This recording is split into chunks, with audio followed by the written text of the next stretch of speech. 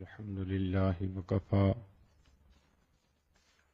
وسلام على عباده الذين اصطفى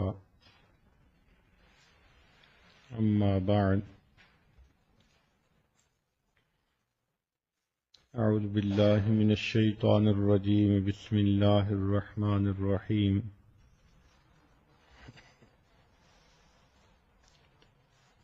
من كان يرجو لقاء ربه فليعمل عملا صالحا ولا يشرك بعبادة ربه أحدا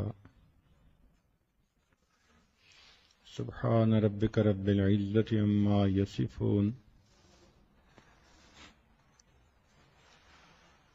وسلام على المرسلين والحمد لله رب العالمين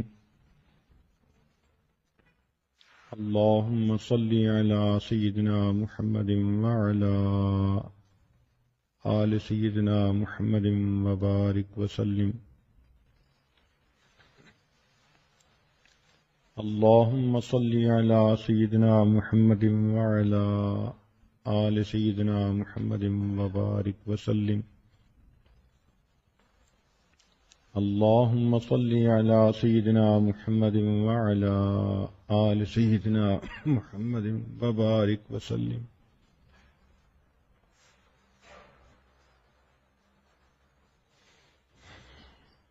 انسان درخت نہیں کہ کھڑا رہے اور پتھر نہیں کہ پڑا رہے، یہ تو اشرف المخلوقات ہے، اسے چاہیے کہ یاد خدا میں لگا رہے۔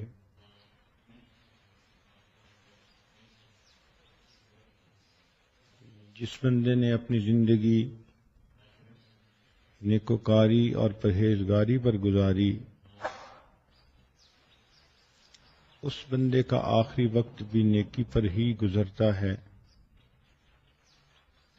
نبی علیہ الصلوۃ والسلام نے ارشاد فرمایا، کما تعیشون تموتون، تم جس حال میں زندگی گزارو گے تمہیں اسی حال میں موت آئے گی۔ نتیجہ یہ نکلا کہ جس کی زندگی محمود اس کی موت بھی محمود، اور جس کی زندگی مذموم اس کی موت بھی مذموم۔ کافر کا مقصد زندگی ہوتا ہے اچھا جیو اور لوگوں کو جینے دو، تو اچھا جیو اور جینے دو، یہ کافر کا مقصد زندگی۔ اور مومن کا مقصد زندگی ہوتا ہے کہ اچھا مرو اور مرنے دو۔ جو بندہ اس دنیا سے جاتے ہوئے کلمے پہ موت لے گیا وہ مقصد زندگی کو پا گیا۔ یہ سب بھاگی دوڑی، یہ محنتیں، یہ مجاہدے، یہ کوششیں، سب کا مقصود یہی ہے کہ آخری وقت میں کلمے پہ موت آ جائے۔ اگر وہ آ گئی تو پھر آگے کی منزلیں آسان۔ اس لیے انگریزی میں کہتے ہیں all is well that ends well۔ تو اگر کلمے پہ موت آ گئی تو زندگی کامیاب ہو گئی، لیکن یہ کلمے پہ موت آنا کوئی آسان کام نہیں ہے، اس کے لیے محنت کرنی پڑتی ہے۔ ملتان کے ایک ڈاکٹر صاحب تھے، ان کو ایمرجنسی وارڈ میں ڈیوٹی کرتے سالوں گزر گئے۔ انہوں نے ایک کتاب لکھی، موت کے وقت کے حالات۔ تو انہوں نے کہا کہ میرے جتنے پیشنٹ ایسے ہوتے تھے کہ جن کے وائٹل سائنز نظر آنے لگتے تھے، میں ان کو پہلے سے سمجھا دیتا تھا کہ آپ نے اونچا کلمہ پڑھنا ہے، اور اگر نہ پڑھ سکیں کوئی رکاوٹ ہو تو آپ نے اشارے سے مجھے بتانا ہے کہ وجہ کیا ہے نہ پڑھنے کی۔ تو وہ کہنے لگے کہ 100 پیشنٹس میں سے مشکل سے 10 ہوں گے جن کو آخری وقت میں اونچا کلمہ پڑھنے کی توفیق نصیب ہوئی۔ باقی لوگوں کی زبان سے یا تو الٹی سیدھی باتیں نکلتی رہیں، یا پھر ایک آدمی نے اشارے سے بتلایا کہ میری زبان پہ فالج ہو گیا، اب میں کچھ پڑھنا بھی چاہتا ہوں تو میں پڑھ نہیں سکتا۔ یہ سوچ لیجئے کہ جس طرح ایک آدمی کو گاڑی میں بٹھا دیا جاتا ہے ڈرائیونگ کے لیے، تو سٹیئرنگ اس کے ہاتھ میں ہوتا ہے جہاں چاہے لے جائے، لیکن جب مالک چاہتا ہے اس کو ڈرائیونگ سیٹ سے اٹھا دیتا ہے۔ آج اللہ رب العزت نے ہمیں اپنے جسم کی ڈرائیونگ سیٹ پر بٹھایا ہے۔ ہم اس جسم کو چاہیں تو نیکی میں لگائیں، چاہیں تو گناہوں میں لگائیں۔ اسی کو اللہ کی عبادت میں بھی لگا سکتے ہیں، اسی کو ہم گناہوں کی لذت میں بھی لگا سکتے ہیں۔ دائیں لے جائیں یا بائیں لے جائیں، یہ آج ہمارا اختیار ہے۔ موت کے قریب جا کر یہ ہمارا اختیار ختم ہو جائے گا۔ اس لیے عقل مند انسان وہی ہے کہ جو آج کثرت سے کلمہ پڑھ لے، اس موقع کے آنے سے پہلے پہلے جب لوگ اسے کلمہ پڑھائیں گے۔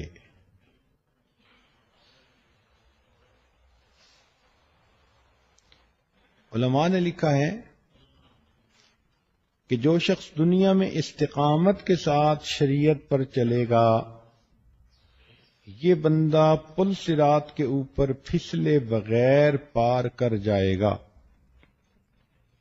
جو دنیا میں احکام الہی پر عمل کرنے میں پھسلتا ہوگا، یہی انسان ہے جو پل صراط کے اوپر بھی پھسلے گا اور اوندھے منہ جہنم میں چلا جائے گا۔ اب ہم اپنی زندگی کا اندازہ لگائیں، شاید ہر دوسرے قدم پہ پھسلتے ہیں، کبھی نظر ادھر پڑ جاتی ہے، کبھی زبان سے کچھ نکل جاتا ہے۔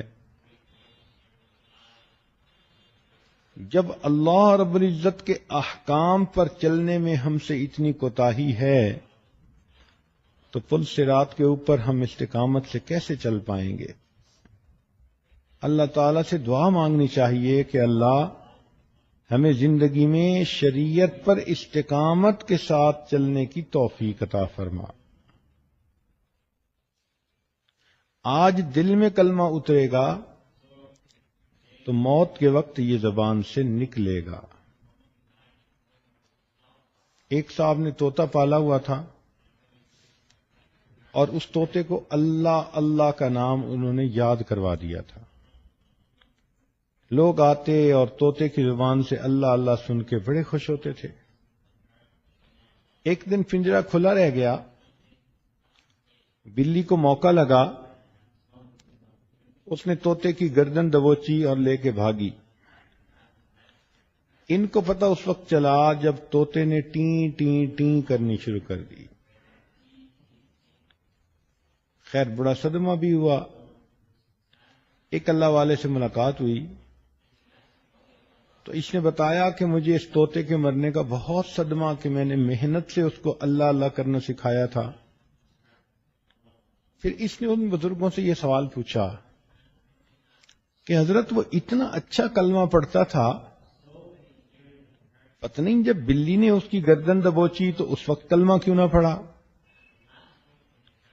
تو ان بزرگوں نے کہا کہ دیکھو بچے، دستور یہ ہے جو کچھ انسان کے دل میں ہوتا ہے موت کے وقت وہی کچھ نکلتا ہے۔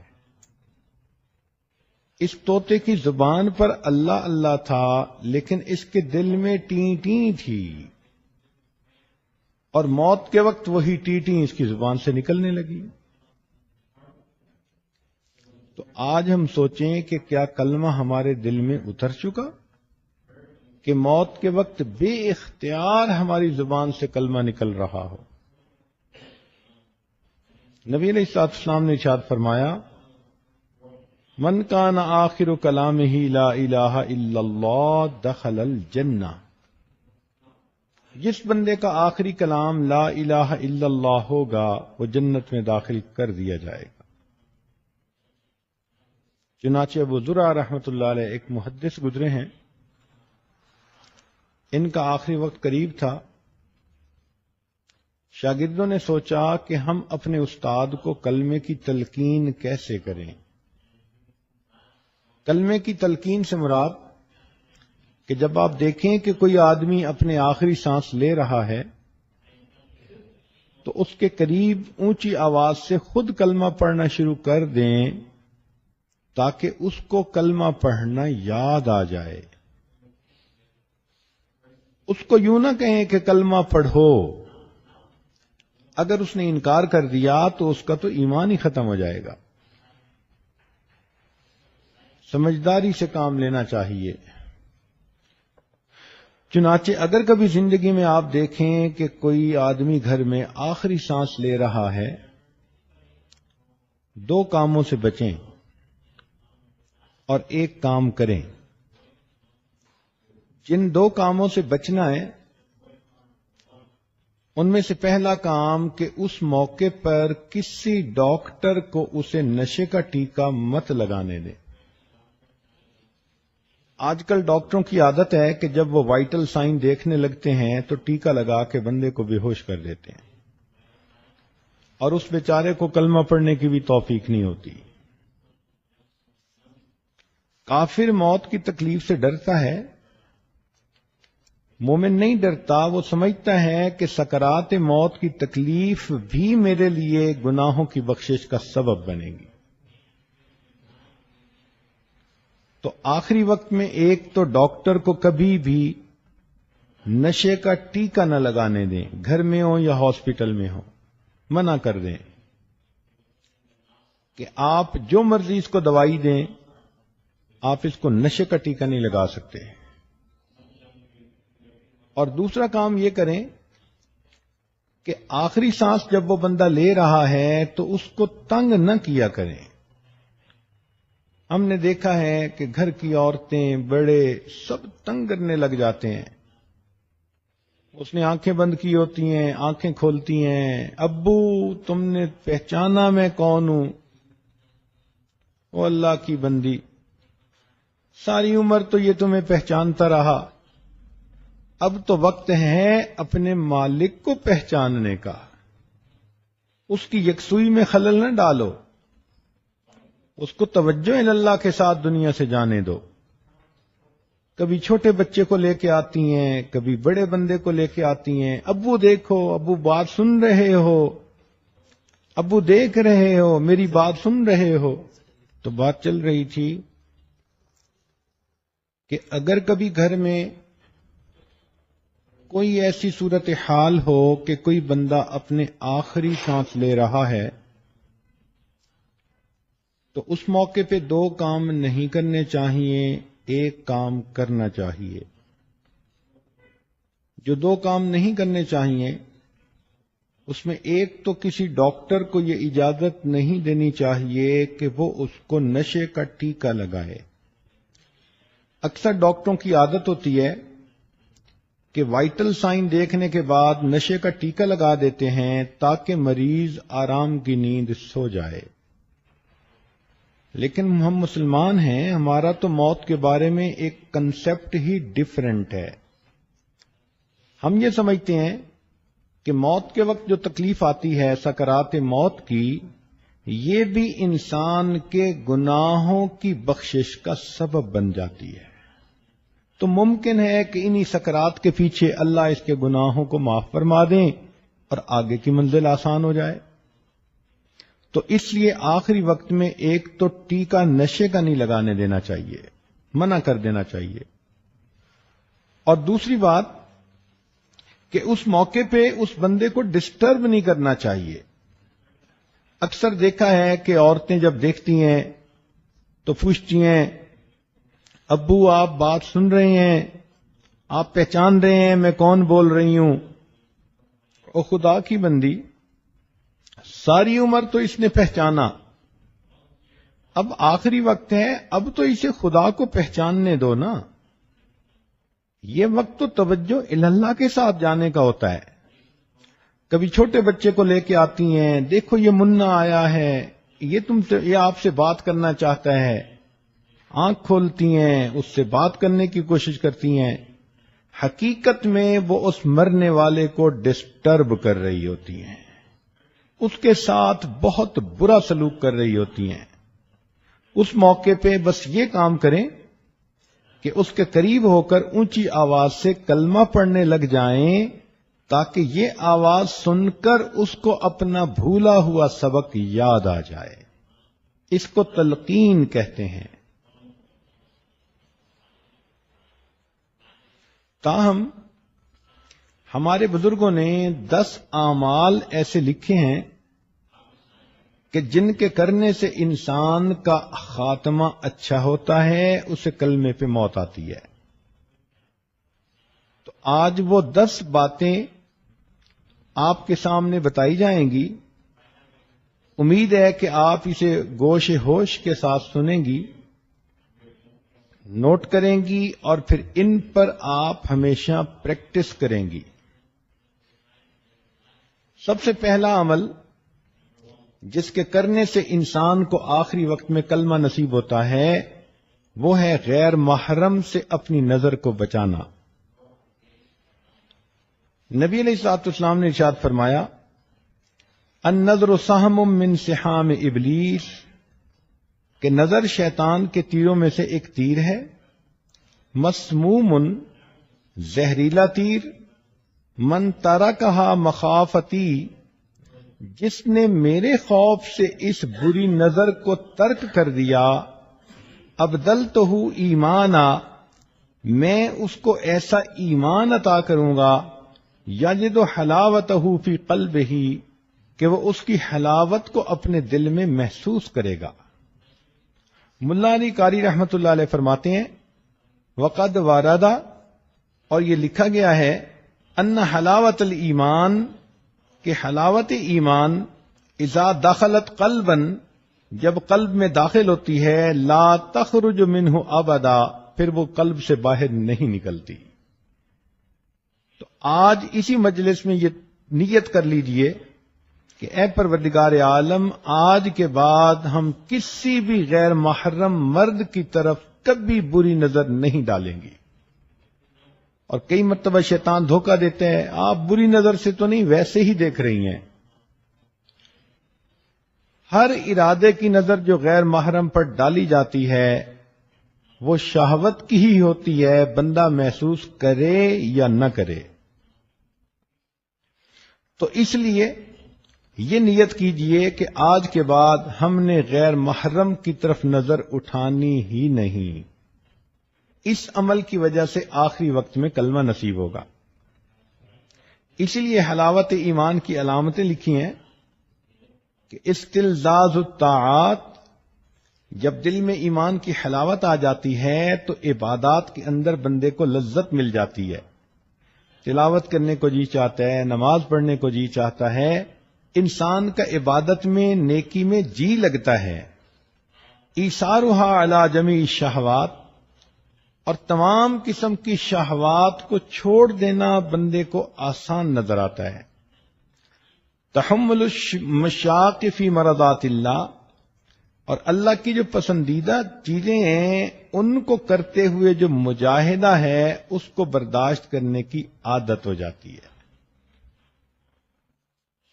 پھر فرمایا کہ الرضاء بالقضاء فی جمیع الحالات، ہر قسم کے حالات میں اللہ کی قضاء پر بندے کو رضا نصیب ہو جاتی ہے۔ تو پہلا عمل تھا بد نظری سے پرہیز۔ یہ بد نظری فزیکلی بھی ہو سکتی ہے کہ آپ پریکٹیکلی کسی مرد کی طرف دیکھیں، اور یہ ٹی وی کی سکرین پر بھی ہو سکتی ہے کہ آپ ٹی وی کی سکرین پر کسی غیر مرد کو دیکھیں، بات برابر ہی ہے۔ دوسرا عمل جس سے کہ آخری وقت میں کلمہ نصیب ہوتا ہے، فرمایا مسواک کرنا۔ یہ مسواک کرنا جیسے مردوں کے لیے سنت ہے، عورتوں کے لیے بھی سنت ہے۔ علامہ شامی رحمت اللہ علیہ نے اس کا مسنون طریقہ بتایا کہ مسواک کرتے ہوئے 3 انگلیاں اوپر ہوں، چنگلیاں نیچے ہو اور انگوٹھا سائیڈ پر ہو۔ وہ فرماتے ہیں مسواک کے بارے میں، من منافعہ، مسواک کے فوائد میں سے یہ بھی ہے تذکیر الشہادت عند الموت، موت کے وقت بندے کو کلمہ یاد آ جاتا ہے۔ رزقنا اللہ تعالی بمنہ وکرمہ، حدیث پاک میں آتا ہے جو بندہ اہتمام کے ساتھ مسواک کرتا ہو، ملک الموت آتے ہیں اور 2 کام کرتے ہیں، شیطان کو اس سے مار کے دور بھگا دیتے ہیں اور اس بندے کو کلمہ یاد دلا دیتے ہیں۔ یہ کتنا بڑا انعام ہے کہ ملک الموت ہی بندے کو یاد دلا دیں کہ تیرے جانے کا وقت قریب آ گیا۔ تو مسواک کی بھی پابندی کریں۔ تیسرا، ایمان پر شکر ادا کرنا کہ ہم نے کلمہ پڑھا، ہم مسلمان ہیں، اب اس ایمان پر ہم اللہ رب العزت کا شکر ادا کریں کہ اللہ تیرا شکر ہے، تو نے ہمیں ایمان کی دولت عطا فرمائی۔ اس کی اصول یہ ہے لئن شکرتم لازیدنکم، اللہ تعالیٰ فرماتے ہیں اگر تم میری نعمتوں کا شکر ادا کرو گے ہم اپنی نعمتیں تمہیں اور زیادہ عطا کریں گے۔ تو جو ایمان پہ شکر ادا کرتا ہوگا اللہ تعالیٰ آخری وقت میں اس نعمت سے محروم نہیں فرمائیں گے۔ چوتھا عمل صدقہ خیرات کرنا۔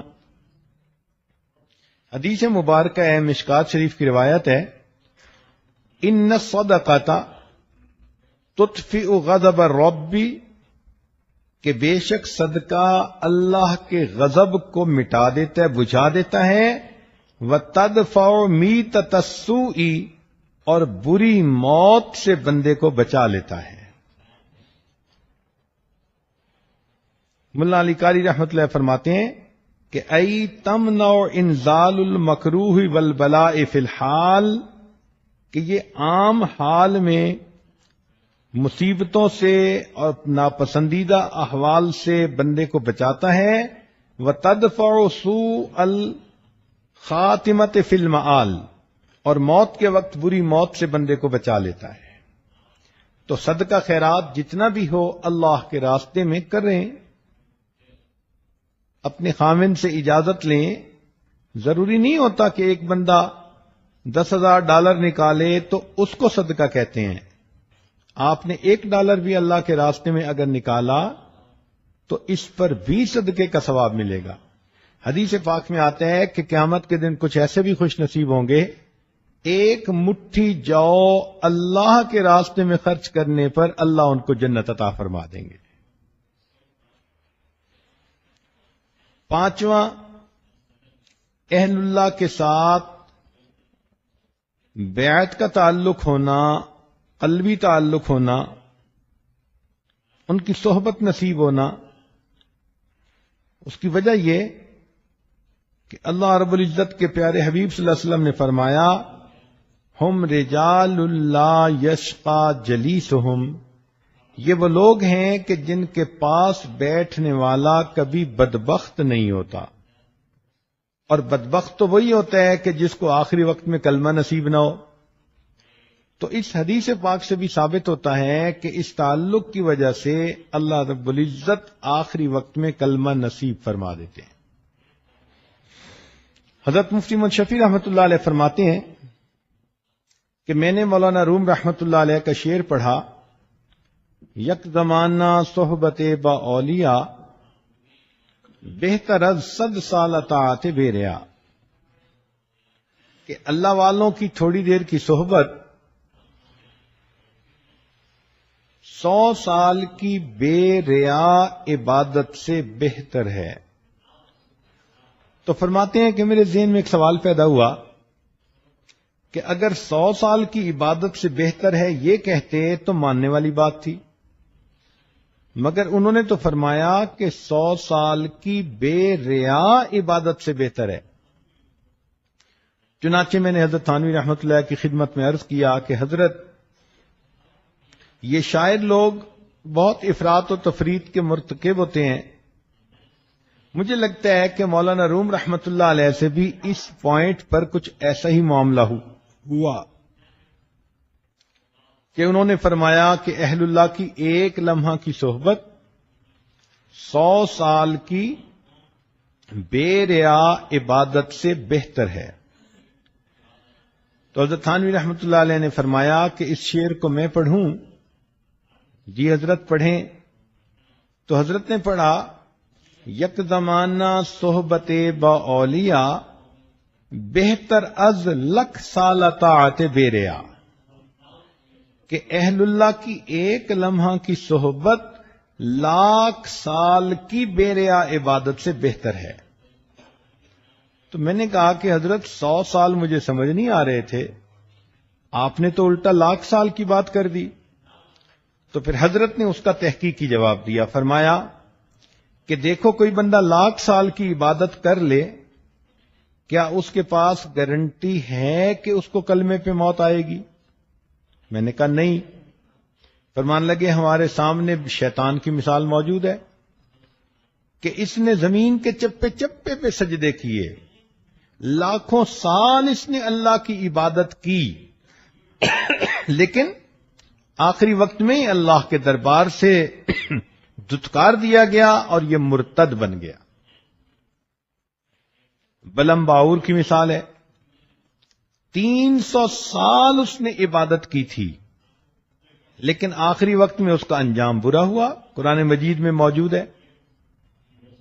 تو معلوم ہوا کہ جتنی مرضی کوئی عبادت کر لے، انجام کے بارے میں کوئی گارنٹی نہیں دی جا سکتی۔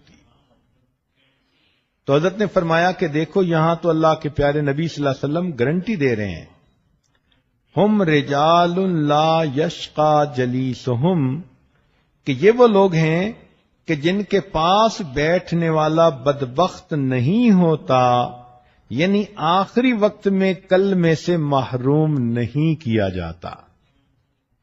تو پھر تو ان کی ایک لمحے کی صحبت واقعی 1,00,000 سال کی عبادت پر فضیلت رکھتی ہے۔ چھٹا عمل جس کی وجہ سے انسان کو آخری وقت میں کلمہ نصیب ہوتا ہے، اللہ تعالیٰ فرماتے ہیں کہ یحبہم و یحبونہ، اللہ ان سے محبت کرتا ہے، وہ اللہ سے محبت کرتے ہیں۔ آپ اپنی زندگی میں اللہ سے محبت کریں، محبت کی حرارت آپ کو دل میں محسوس ہو، اللہ کے لیے کھائیں پئیں سوئیں جاگیں، زندگی کا ہر کام اللہ کے لیے کریں، اللہ کو یاد کریں، راتوں کی تنہائی میں دعائیں مانگیں، لو لگا کے بیٹھیں۔ جیسے بندے کو محبت کی وارمنس فیل ہوتی ہے، ایسے اللہ رب العزت کی محبت کی وارمنس کو فیل کریں۔ ہمارے مشائخ نے لکھا ہے کہ جو شخص دنیا میں اللہ رب العزت سے محبت کرے گا، اللہ تعالیٰ آخرت میں اس کو اپنے دشمنوں کی قطار میں کبھی کھڑا نہیں فرمائے گا۔ یہ کیسے ہو سکتا ہے کہ بندہ تو دنیا میں اللہ سے محبت کی کوششیں کرتا رہا ہو اور اللہ رب العزت اتنے رحیم اتنے کریم اور پھر اسے اپنے دشمنوں کی قطار میں کھڑا کر دیں؟ یہ ہرگز نہیں ہو سکتا۔ ساتواں، گناہ سے پرہیز، زنا سے پرہیز۔ چنانچہ حدیث پاک میں آتا ہے، وَأَمَّا مَنْ خَافَ مَقَامَ رَبِّهِ، قرآن مجید کی آیت، وَنَهَى النَّفْسَ عَنِ الْهَوَىٰ فَإِنَّ الْجَنَّةَ هِيَ الْمَأْوَىٰ، کہ جو شخص اللہ رب العزت کے سامنے کھڑے ہونے سے ڈرے اور اس نے اپنے نفس کو خواہشات کو روک لیا، اللہ فرماتے ہیں کہ اس کا ٹھکانہ جنت ہوگی۔ اور حدیث پاک میں ہے کہ اگر کوئی مرد ہو کہ جس کو کوئی عورت ذات منصب و جمال اچھے گھرانے کی ہو اور خوبصورت بھی ہو، اور وہ اپنی طرف متوجہ کرے اور یہ آگے سے کہہ دے کہ انی اخاف اللہ، میں اللہ سے ڈرتا ہوں، تو اس عمل کی وجہ سے اللہ تعالیٰ اس کو قیامت کے دن عرش کا سایہ عطا فرما دیں گے۔ اور یہی چیز عورت کے لیے بھی، کہ اگر کسی عورت کو کوئی مرد اپنی طرف متوجہ کرنے کی کوشش کرے، گناہ کے راستے پہ گھسیٹنے کی کوشش کرے، اور یہ کہہ دے کہ میں اللہ رب العزت سے ڈرتی ہوں، اس عمل کی وجہ سے اللہ تعالیٰ اس کو قیامت کے دن عرش کا سایہ عطا فرمائے گے۔ شاید ہی کوئی عورت ہو، لڑکی ہو، جس کو اپنی زندگی میں قریب کے لوگوں میں سے کسی نہ کسی کی طرف سے ایسا اشارہ نہ ملا ہو، تو اگر کوئی ایسی کوشش کرے تو اس کا ایک جواب انی اخاف اللہ، میں اللہ سے ڈرتی ہوں۔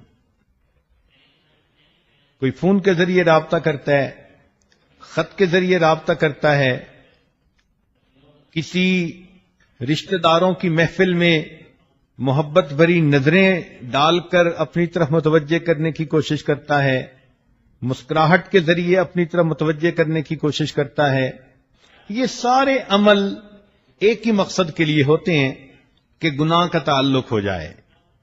تو اگر کوئی بھی ایسی انویٹیشن کسی کی طرف سے ہو اور عورت آگے سے کہہ دے دل میں کہ انی اخاف اللہ، میں اللہ سے ڈرتی ہوں، اور اپنی عزت کی حفاظت کر لے، اللہ تعالی موت کے وقت اس کو کلمے پہ موت عطا فرمائیں گے۔ 8واں عمل، اذان کے بعد دعا پڑھنا۔ چنانچہ جب اذان ہوتی ہے تو سنت یہ ہے کہ مؤذن جو کہہ رہا ہے وہی کہتے رہیں،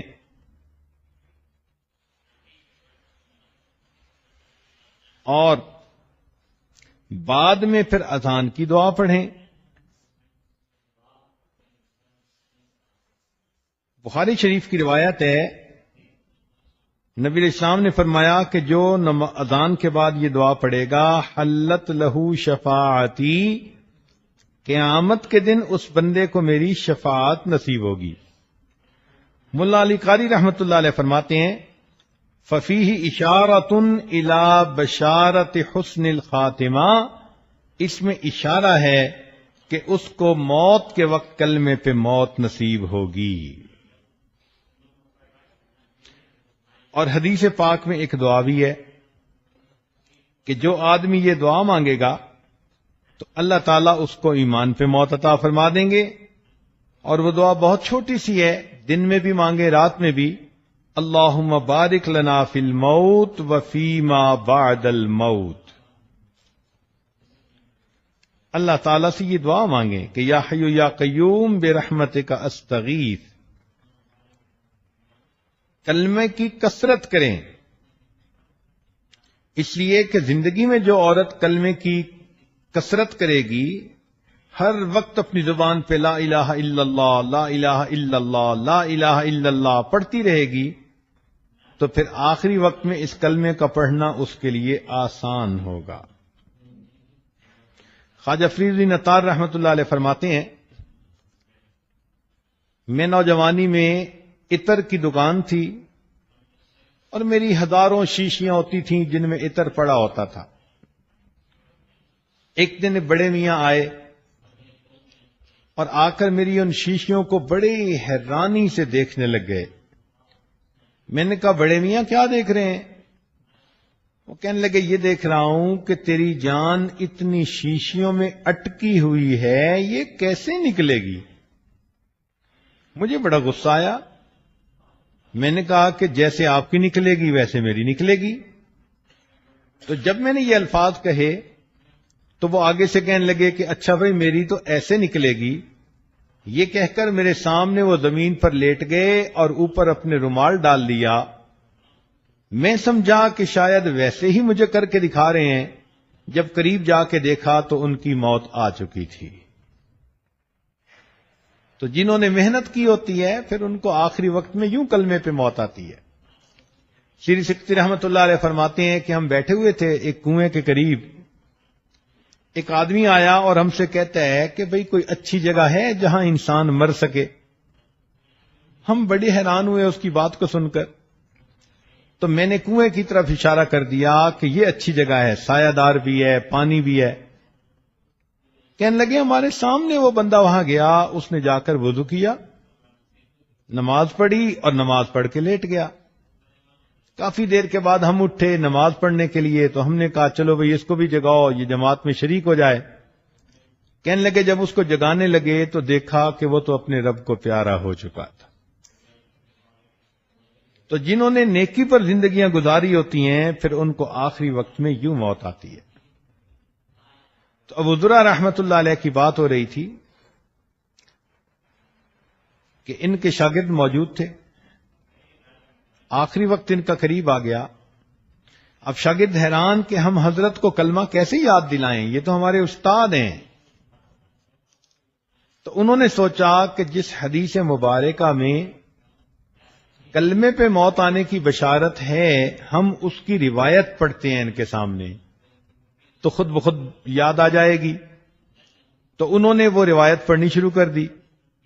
جیسے ہی انہوں نے ان فلاں کی بات کہی تو کہتے ہیں کہ حضرت نے وہ حدیث خود پڑھنی شروع کر دی، اور پڑھتے پڑھتے جب انہوں نے کہا من کان آخر کلامہ لا الہ الا اللہ، تو الا اللہ کے لفظ کہنے پر ان کی روح نکل گئی اور وہ اللہ کو پیارے ہو گئے۔ علماء نے لکھا ہے کہ انہوں نے پریکٹیکلی دکھا دیا کہ جس کا آخری لفظ لا الہ الا اللہ ہوتا ہے وہ پریکٹیکلی جنت کے اندر داخل ہو جاتا ہے۔ 10واں عمل جس سے کہ آخری وقت میں موت نصیب ہوتی ہے، یہ دعا باقاعدگی سے مانگیں، ربنا لا تزغ قلوبنا بعد اذ ہدیتنا وہب لنا من لدنک رحمہ انک انت الوہاب، کہ اللہ ہدایت دینے کے بعد ہمارے دلوں کو ٹیڑھا نہ کر دینا۔ اگر دل ٹیڑھے نہ ہوئے تو یقیناً انسان کو کلمے پہ موت آئے گی۔ یہاں پر حب لنا کا لفظ استعمال ہوا۔ ہبہ کا لفظ ہوتا ہے کہ بغیر استحقاق کے کسی کو کوئی چیز دے دی جائے، تو معلوم ہوتا ہے کہ یہ جنت بندے کے عملوں کی قیمت نہیں، اللہ اپنے فضل سے جس کو چاہتا ہے عطا کر دیتا ہے۔ اور واقعی فانی عمل کبھی ایسے تو نہیں نہ ہو سکتے کہ اس پر ہمیشہ رہنے والی جنت اس کو مل سکے، اسی لیے انک انت الوہاب کہا گیا۔ اس کا عاشقانہ ترجمہ یہی ہے، اللہ آپ بڑے داتا ہیں، آپ ہمیں بھی یہ نعمت عطا فرما دیجئے۔ نبی علیہ الصلوۃ والسلام نے فرمایا کہ رمضان مبارک میں ایک دعا مانگو، اللہم انی اسألک الجنہ واعوذ بک من النار، اے اللہ میں جنت آپ سے مانگتی ہوں اور جہنم سے پناہ چاہتی ہوں۔ تو یہ دعا بھی آپ مانگتی رہی ہوں گی۔ تو رمضان شریف کے جو تھوڑے سے لمحات باقی ہیں ان میں جہاں اور بہت ساری دعائیں مانگیں، اپنے لیے مغفرت بخشش کی دعا مانگیں، اور آخری وقت میں کلمے پہ موت کی دعا مانگیں۔ جس کی کلمے پہ موت آ گئی یقیناً اس کی سب پریشانیاں ختم ہو گئیں۔ اللہ رب العزت ہمیں آخری وقت پہ کلمے پہ موت عطا فرما دے۔ یہ بڑا فتنوں کا زمانہ ہے۔ نبی علیہ السلام نے فرمایا کہ ایسا وقت آئے گا کہ ایک بندہ صبح اٹھے گا ایمان والا ہوگا، یصبح مؤمنا و یمسی کافرا، لیکن شام سونے کے لیے بستر پہ اگر جائے گا تو ایمان سے خالی ہوگا۔ ہم سے کوئی ایسا لفظ نہ نکل جائے، کوئی ایسا عمل نہ ہو جائے جو اللہ کو ناپسند ہو اور اللہ تعالیٰ بندے کو اپنے دربار سے کہیں دھکا نہ دے دے۔ بہت ڈرنے والی بات ہے۔ دعائیں مانگتی رہیں اور نیک اعمال اپنی طرف سے کرتی رہیں۔ اللہ تعالیٰ ہمیں تقوی والی زندگی نصیب فرمائے، مگر مانگنے سے یہ عمل بنے گا، اعمال سے بھروسہ کرنا یہ بہت کچی بات ہے۔ سچی بات تو یہی ہے۔ کہنے والے نے کہا کہ عمل کی اپنے احساس کیا ہے بجز ندامت کے پاس کیا ہے. عمل کے اپنے احساس کیا ہے بجز ندامت کے پاس کیا ہے. رہے سلامت تمہاری نسبت میرا تو بس آسرا یہی ہے. آخری وقت میں اللہ والوں سے نسبت سلامت رہے، دین کے ساتھ نسبت سلامت رہے، بس ہمارا تو آسرا یہی ہے. اللہ اس کے صدقے آخری وقت میں کلمہ عطا فرما دیں. اللہ اے رب کریم، آپ کے بندے اور آپ کی بندیاں آپ کے در پر بیٹھے ہیں، آپ کو پکار رہے ہیں، سب یقین رکھتے ہیں کہ آپ ہمارے رب ہیں. اے رب کریم، رحمت کی نظر فرما دیجئے، گناہوں کو بخش دیجئے، خطاؤں سے درگزر فرما دیجئے. میرے مولا کرم کا معاملہ کر دیجئے. اے اللہ ہمارے روزے قبول فرما، تراویح قبول فرما. اے اللہ جو کچھ کہا گیا سنا گیا اس کو قبول فرما. اے اللہ ہمیں جہنم کی آگ سے بری فرما، اپنی پسندیدہ جگہ جنت عطا فرما. میرے مولا آپ کے بندے اعتکاف کے لیے دور قریب سے یہاں آ کر بیٹھے ہیں، اللہ ان پردیسیوں کے اٹھے ہاتھوں کو قبول فرما. اے اللہ آپ کے حبیب صلی اللہ علیہ وسلم نے فرمایا مسافر کی دعائیں قبول ہوتی ہیں. میرے مولا یہ اتنے مسافر ہاتھ اٹھائے بیٹھے ہیں، رب کریم مہربانی فرما دیجئے، آج بخش دیجئے. میرے مولا ہم نہیں جانتے آج آخری دن ہے یا نہیں، مگر آپ کے حبیب صلی اللہ علیہ وسلم نے دعا پر آمین کہی تھی. برباد ہو جائے وہ شخص جس نے رمضان کا مہینہ پایا اور اس نے اپنی مغفرت نہ کروائی. میرے مولا ہمیں نہیں معلوم مغفرت ہوئی یا نہیں، اللہ مغفرت فرما دیجئے. اے مولا مغفرت فرما دیجئے. اے کریم آقا مغفرت فرما دیجئے. اللہ رحمت فرما دیجئے. اے اللہ آپ کی یہ بندیاں درس سننے کے لیے دور قریب سے آتی تھی، اللہ مہمانوں کے لیے سحریاں بناتی، افطاریاں بناتی، گھر والوں کو سحری افطاری کرواتی، اور اگر کبھی لیٹ ہوتی تو دور سے بھاگی آتی، تیز رفتار گاڑیوں پہ آتی کہ کہیں درس میں پیچھے نہ رہ جائے. میرے مولا جب اتنا تیز ہی آپ کی رحمت کی طرف آتی تھی، آپ مہربانی فرما دیجئے. آپ دیکھ لیجئے یہ آپ کی رحمت کی کتنی طلبگار ہے، کتنی اللہ رحمت کی طلبگار ہیں. اللہ یہ ہاتھ اٹھائے بیٹھی ہیں. میرے مولا اپنے دل کے دکھ یہ کس کے سامنے کھولے، آپ ہی سینوں کے بھید جاننے والے ہیں. اللہ مہربانی فرما دیجئے. اے اللہ ان مستورات کے اٹھے ہاتھوں کو قبول کر لیجئے. اللہ ان کو گھر بار کی خوشیاں عطا کر دیجئے، بچوں کی خوشیاں عطا کر دیجئے، خاندوں کی خوشیاں عطا کر دیجئے. اللہ رزق کی پریشانیوں کو دور کر دیجئے، بیماریوں کو شفاء میں بدل دیجئے. اللہ ہر ممکن اپنی رحمت سے نیکی والی زندگی عطا فرما دیجئے. رب کریم پچھلے گناہوں کو معاف کر دیجئے. میرے مولا ہم بھولے رہے، ہم سے بہت خطائیں ہوئی، بہت گناہ ہوئے. میرے مولا ہم لڑائی جھگڑے کرتے رہے، آپ کے بندوں کے دل دکھاتے رہے، آپ کی بندیوں کے دل دکھاتے رہے. اب احساس ہوا کہ ہم نے تو لڑائی کر کے قیامت کے دن کا بوجھ اپنے سر پہ اٹھا لیا. میرے مولا اگر قیامت کے دن کسی نے گریبان پکڑ لیا ہمارا کیا بنے گا؟ میرے مولا مہربانی فرما دیجئے، ہمیں بری فرما دیجئے، اور حق والوں کو اپنی طرف سے بہترین اجر اور بدلہ عطا فرما دیجئے. میرے مولا آئندہ ہمیں جھگڑے فساد سے بچنے کی توفیق عطا فرما دیجئے، حسن اخلاق والی زندگی عطا فرما دیجئے. اے اللہ ہم نے اپنے علماء سے یہ سنا ہے کہ بچھڑے بیٹے کا انتظار ماں اتنا نہیں کرتی جتنا گناہگار بندے کی توبہ کا انتظار پروردگار کرتے ہیں. میرے مولا آپ کے بندے اور بندیاں توبہ کرنے کے لیے حاضر ہے.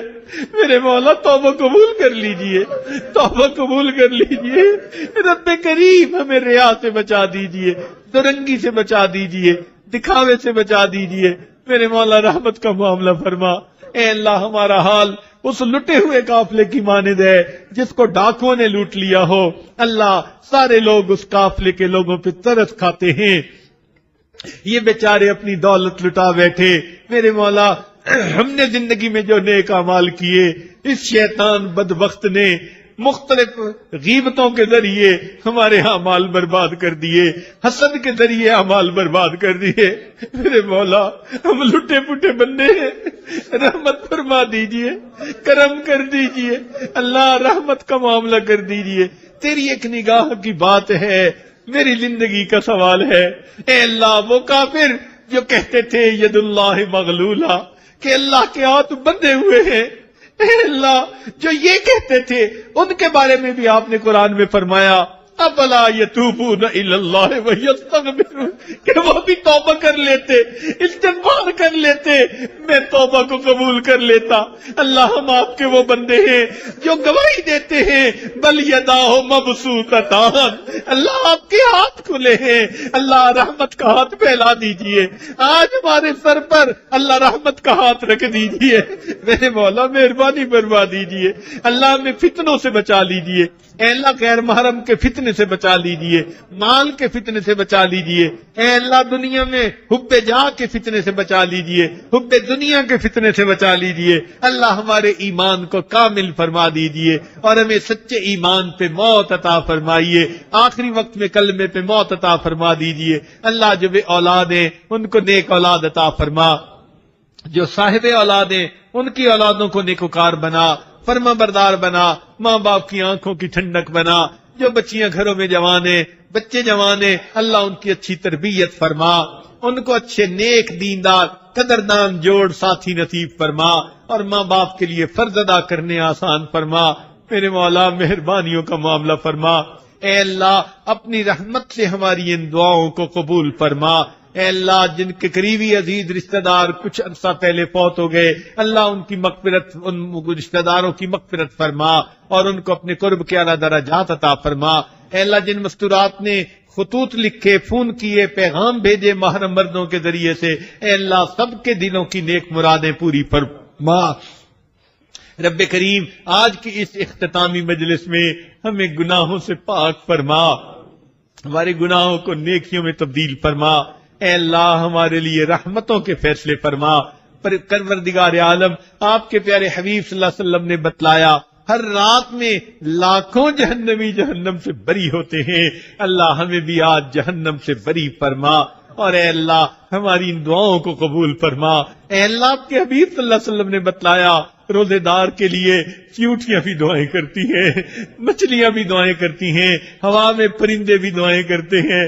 میرے مولا ہم گناہگار روزے دار بھی تو دعائیں کر رہے ہیں، اللہ معاف کر دیجئے، میرے مولا معاف کر دیجئے، اس قابل ہم نہیں ہیں آپ سے بڑے بڑے درجے مانگیں، مگر یہ تمنا ضرور ہے اللہ قیامت کے دن اپنے گناہگار بخشش کیے ہوئے بندوں کی قطار میں شامل فرما لیجئے، میرے مولا بخشش کیے ہوئے گناہگار بندوں کی قطار میں شامل فرما لیجئے۔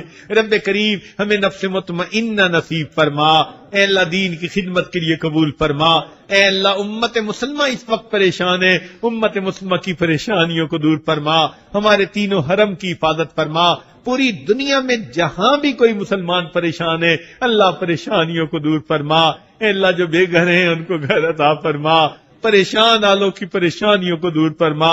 رب کریم اپنی رحمت کا معاملہ فرما۔ اے اللہ آپ کے حبیب صلی اللہ علیہ وسلم کے سامنے قبیلہ طے کی ایک عورت ننگے سر آ گئی تھی تو آپ کے محبوب صلی اللہ علیہ وسلم نے اپنی چادر سے اس کے سر کو ڈھانپ دیا تھا۔ اے اللہ آج آپ کے محبوب کی امت اقوام عالم کے سامنے ننگے سر کھڑی ہے، اللہ اس امت کا سر ڈھانپ لیجئے، اللہ امت کا سر ڈھانپ لیجئے، اللہ ہدایت کی ہوائیں عام کر دیجئے۔